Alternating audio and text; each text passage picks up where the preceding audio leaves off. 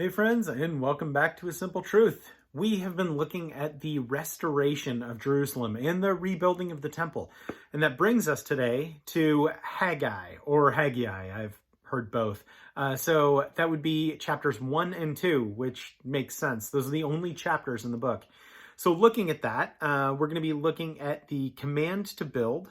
We're going to be looking at the people's obedience, the coming glory of God's house, people defiled, also a blessing and a signet. Again, this is all going to be in Haggai 1 and 2. So, chapter 1.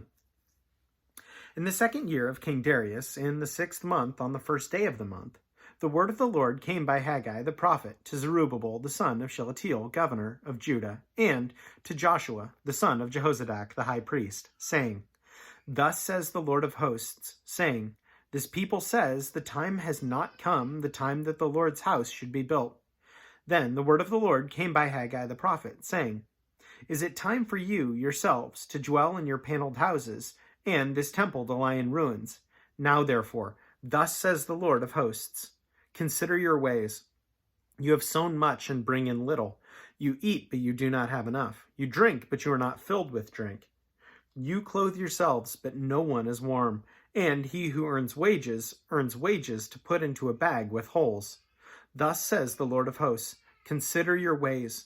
Go up to the mountains, and bring wood, and build the temple, that I may take pleasure in it, and be glorified, says the Lord.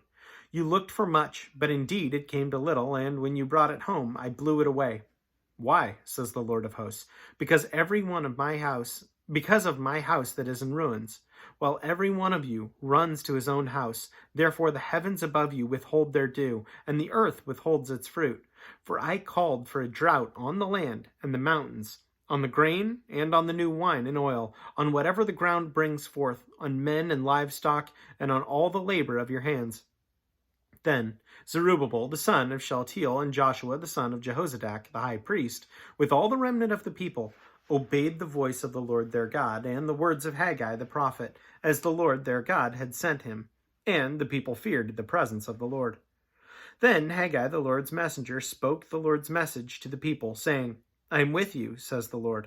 So the Lord stirred up the spirit of Zerubbabel the son of Shealtiel, governor of Judah, and the spirit of Joshua the son of Jehozadak the high priest, and the spirit of all the remnant of the people.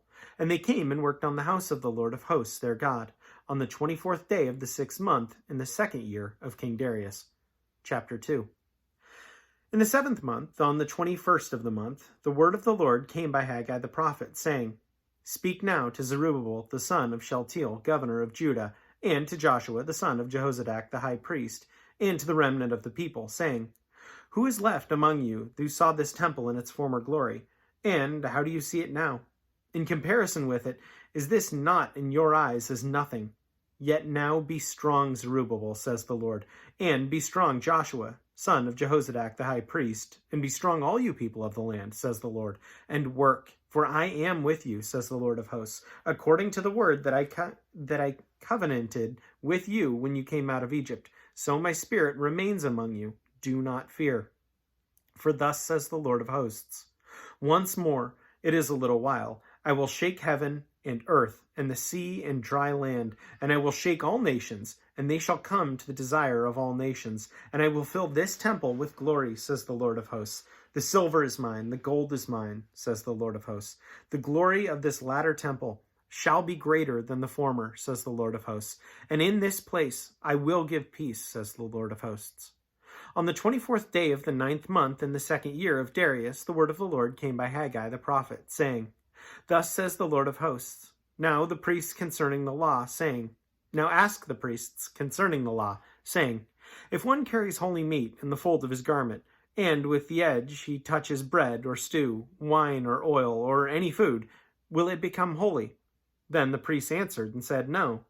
And Haggai said, If one who is unclean because of a dead body touches any of these, will it be unclean? So the priests answered and said, It shall be unclean. Then Haggai answered and said, So is this people, and so is this nation before me, says the Lord, and so is every work of their hands, and what they offer there is unclean.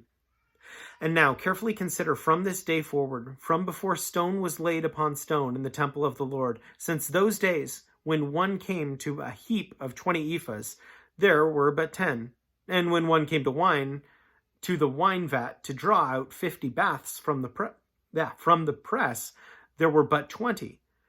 I struck you with blight and mildew and hail in all the labors of your hands, yet you did not turn to me, says the Lord. Consider now from this day forward, from the 24th day of the 9th month, from the day that the foundation of the Lord's temple was laid, consider it. Is the seed still in the barn? As yet the vine, the fig tree, the pomegranate, and the olive tree have not yielded fruit, but from this day I will bless you. And again, the word of the Lord came to Haggai on the 24th day of the month, saying, Speak to Zerubbabel, governor of Judah, saying, I will strike heaven and earth. I will overthrow the throne of kingdoms. I will destroy the strength of the Gentile kingdoms. I will overthrow the chariots and those who ride in them. The horses and their riders shall come down, every one by the sword of his brother. In that day, says the Lord of hosts, I will take you, Zerubbabel, my servant, the son of Shealtiel, says the Lord, and I will make you like a signet ring, for I have chosen you, says the Lord of hosts.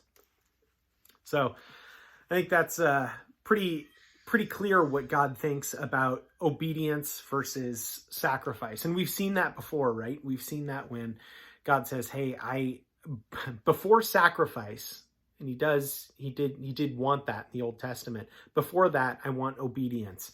And in that aspect, that hasn't changed, right? Jesus paid the ultimate sacrifice, but if we're not obeying, then there's a problem there, right? And that doesn't mean that people don't struggle with so many different temptations or with addictions or many other things. But again, that's what God desires, and that's what he wants. I also thought it was cool that they talked about uncleanliness, saying, hey, what if this thing that is clean is touched by something that is unclean? What happens with that? Well, it becomes unclean.